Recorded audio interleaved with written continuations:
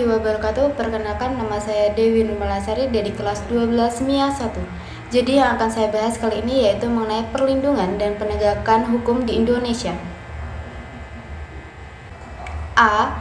Hakikat perlindungan dan penegakan hukum.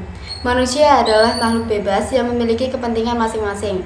Untuk menghindari kebenturan kepentingan, dibangunlah berbagai tatanan seperti tatanan hukum. 1. Hakikat hukum.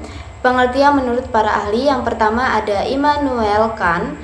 Hukum adalah keseluruhan syarat yang dengan ini kehendak bebas dari orang yang satu dapat menyesuaikan diri dari kehendak bebas dari orang yang lain menuruti peraturan hukum tentang kemerdekaan. 2. Menurut Leon Dewey, hukum ialah aturan yang mengandung pertimbangan kesusilaan yang ditunjukkan pada tingkah laku manusia dalam bermasyarakat. 3. Menurut S.M. Amin dalam bukunya berjudul Bertamasya ke Alam Hukum, merumuskan hukum sebagai kumpulan peraturan yang terdiri dari norma dan sanksi. 4. Menurut JCT Simorangkir SH dan Worjo Sastro Pranoto SH, hukum sebagai peraturan-peraturan yang bersifat memaksa yang menentukan tingkah laku manusia dalam lingkungan bermasyarakat dan dibuat oleh badan-badan resmi. Sifat dan unsur hukum. Sifat hukum adalah mengatur dan memaksa.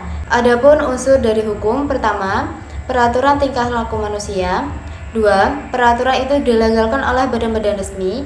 3. Peraturan itu mempunyai sikap memaksa. Dan 4. Karena mempunyai sifat mengatur dan memaksa, hukum memiliki sanksi yang tegas terhadap pelanggaran-pelanggaran peraturan tersebut.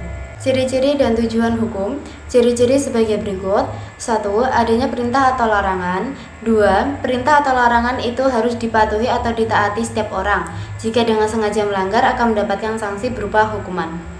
Tujuan hukum dapat dipahami berbagai pendapat. Pertama, Prof. C.S.T. Kasil mengemukakan hukum bertujuan menjamin adanya kepastian hukum dalam masyarakat dan hukum itu harus pula bersendikan keadilan, yaitu asas-asas keadilan dari masyarakat itu. 2. Prof. Subekti SH menyatakan hukum mengabdi kepada tujuan negara. 3. Prof. Mr. Dr. L.J. van Apeldoorn mengungkapkan tujuan hukum ialah mengatur pergaulan hidup manusia secara damai, hukum mengendaki perdamaian. Mungkin itu saja yang dapat saya sampaikan, semoga bisa bermanfaat bagi teman-teman.